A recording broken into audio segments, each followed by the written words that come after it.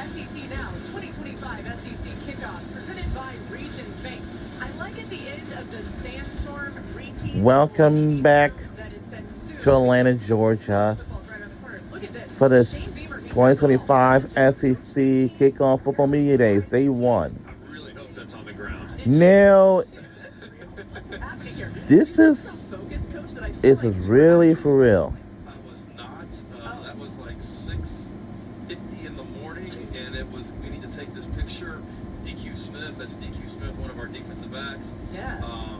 They're trying to make it look like some famous thing. I don't know, but it was take a picture, and then how quickly can I get to the back of the plane? Start preparing for this. It looks like you were really in control, so I love it. Shane Beamer joining us here. We've also added Greg McElroy to the set.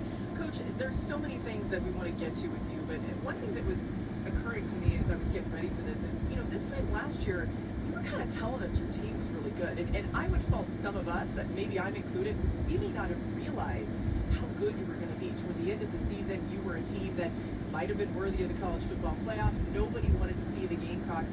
How do you now build on that going into this next year? Yeah, completely different. We were in Dallas last year and were picked, I think, 14th or 15th in the league, which I expected. And I get it. We didn't have a great season the year before. We lost our quarterback, we lost Xavier Legette. But I think in today's time in college football, leadership is more important than ever. And we were an old team last year, particularly on defense. So we had a lot of guys that knew they were going to... In the last year season for the South Carolina 94, 5-3 SEC, they had a great record. We had a pretty good quarterback coming as well. But for us, it's really important that this started in January. We didn't listen to that last year, no disrespect to any of you guys, but we didn't really pay attention to it. And we don't need to be listening to it right now, because as you can look across college football, and we've talked about this as a team, there's teams last year that all summer long were getting built up by people across the country, and they went out week one and got smacked in the face and never recovered. So Coach Spurrier used to call this talking season for a reason, and it's a lie. There's high expectations on us right now. We embrace that, and there should be, but also understanding that what it gets down to is preparing and then playing good football on Saturdays. It's a great place to start, though, is with Lenoris coming back and talking to you last year, week 2. It's like, yeah, he's just got to get confident. When he gets confident, look out. He was confident by season's end. I'm curious, though, the relationship between him and Mike Shula, who is now calling the plays. He's been there, though. He's developed that relationship already with Lenoris. He's played the position in this league. He has to be beneficial to that quarterback's development. So how is that relationship going so far? Yeah, fantastic. Obviously, he worked closely, as you said, last year with Lenoris. Dow Loggins, our offensive coordinator, was in the press box. So between series, Lenoris was on the iPad on the sidelines with Mike Shula. So that was a good, and then he was in every quarterback meeting as well. But I think, just going back to what you said, the fact that he has played the position and literally has been in Lenoris' shoes as a starting quarterback in the SEC is really beneficial. So he's been able to take a lot of the things from a fundamental standpoint with Lenoris and make him better.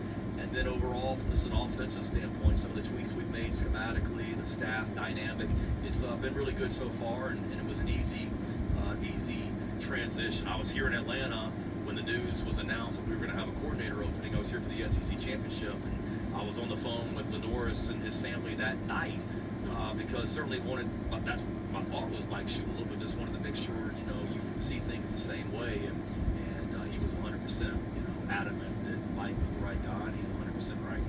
Coach, talk a little bit about your defense. I thoroughly enjoyed, I'm an offensive guy, but I thoroughly enjoyed watching the defense last year. They created a lot of havoc, got a lot of sacks. I honestly think as you got Lenoris Sellers more comfortable as a leader on that team, the defense kind of helped a whole lot, especially early in the season.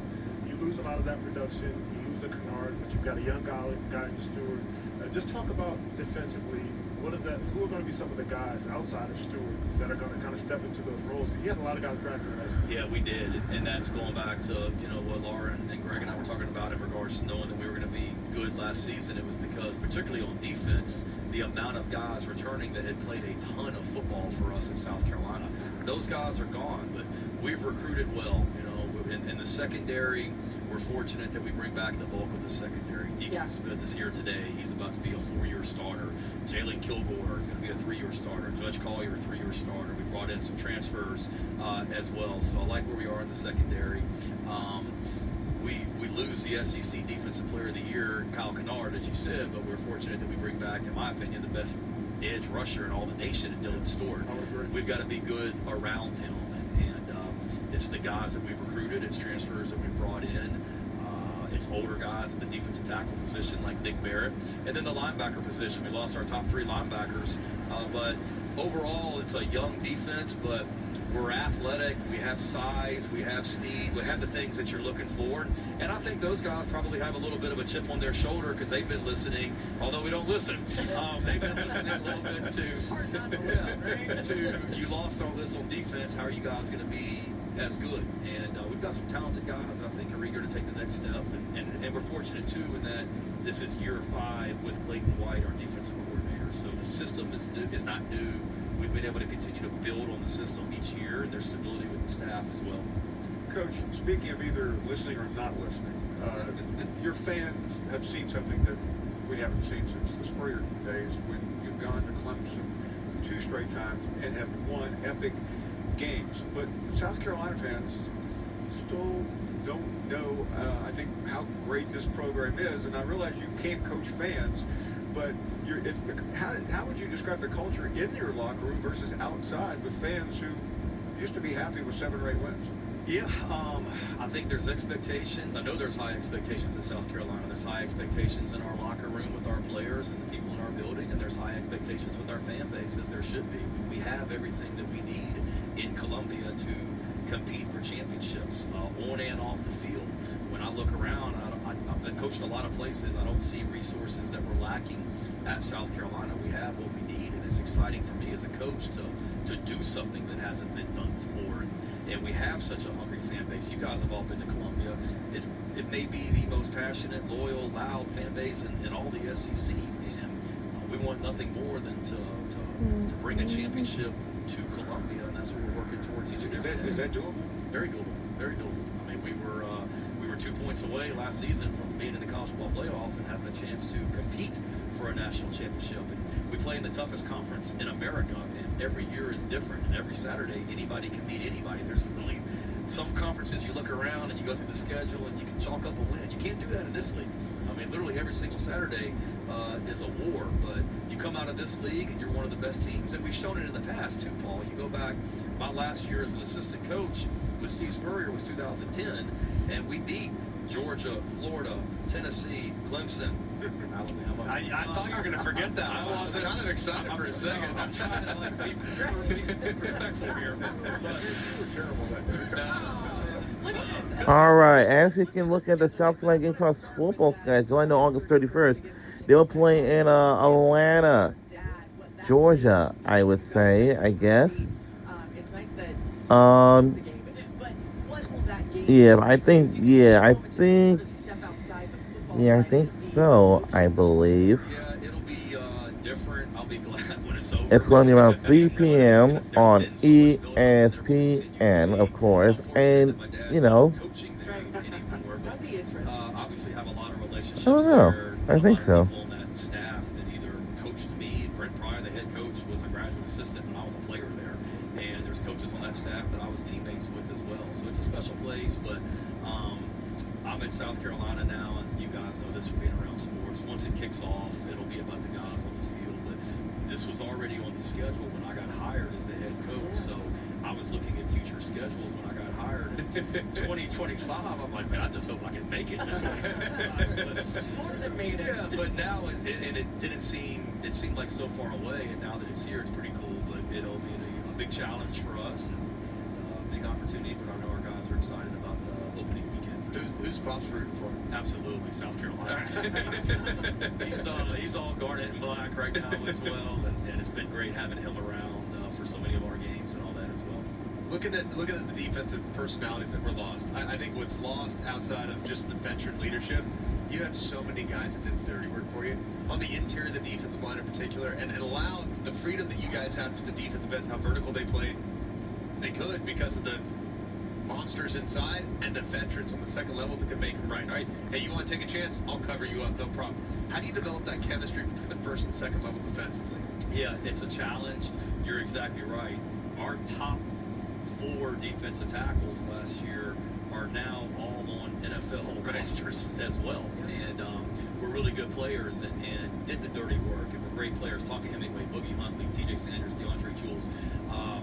We've recruited there. We brought some portal guys in, and it's a work in progress. I mean, you look at the interior of our defense, the top 4 tackles are gone, and the top 3 linebackers have all gone. So it's a new opportunity for those other guys. But the coaching staff putting guys in positions to make plays, and then that's what January, February, March, April, May, June, July, and all that is as we go into it. But it's there's a lot of production that we lost, but I'm excited to see these next guys, take that next step and be the next guys that y'all are talking about.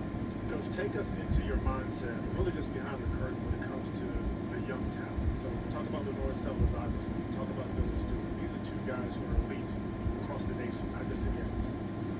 They have people coming after them saying, come to my school, I will give you X amount of dollars. What's the conversation look like for you with them? What does it look like for you as a staff? How do you continue to recruit young talent and retain that young talent? Because look, it was a big deal for LaNorris Sellers, at least from the outside looking in, maybe not when you're the way you see it, for him to say, I'm committed to South Carolina, my family is committed. It was a big deal for Stewart to say that. So how do you retain that young talent when they have an opportunity to stay in South Carolina or go chase, whatever opportunity there is outside? Yeah, no, it speaks volumes about the culture. It starts in recruiting with bringing the right people into your program that are choosing South Carolina for the right reasons.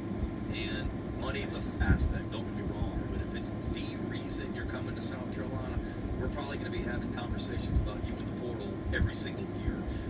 Get the guys that want to be here for the right reasons. And then I would say this, just once they're there, just be who we say we are. Like, that's the one thing that I really appreciate with high school recruits and their families is they always use 2 words around us as coaches, real and genuine.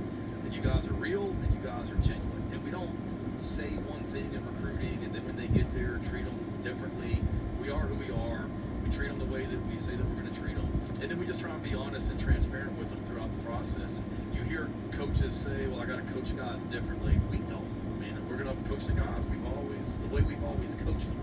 And I don't feel like you have to re-recruit your roster every year. We try and make this a great place to go to school, great place to play football, a place where you can accomplish all of your goals and dreams on and off the field. And that's what LaNorris saw. I don't want to speak for LaNorris, but don't mess with Happy. And he's got a pretty good situation in Columbia, being from the state of South Carolina, quarterback on a team where he's treated the right way, doing well academically, and he can accomplish everything that he wants to accomplish right here at South Carolina. And you guys know this. There's the money that's available for guys at the next level. That's nothing compared to what they could potentially be making in college, in my mind. So it's important right now. Don't get me wrong, but you better go somewhere you can develop for the next 3-4 years to really set yourself up for life after football. I wish we didn't have to let you go, but you have a very busy schedule. You're going to hit the podium a little bit later on. I think I'd rather hang with y'all, though. Yeah. Listen, you come It's back a safe anytime. place. You did a great job here in Atlanta at the SEC Championship, but I know you would say you're hoping you're in the SEC Championship this season, and we appreciate you spending time with us. You can see more of Coach Beamer on the podium, and throughout the day, we got a lot more South Carolina coming. So Gamecocks fans, get ready because LaNorris Sellers is going to be on the show. We're going to hear from him. We have some South Carolina football players. We'll be taking the set when we come back after these messages. We'll be right back on the SEC Network. I love the smile. Sellers right after this. After these messages, don't you go anywhere.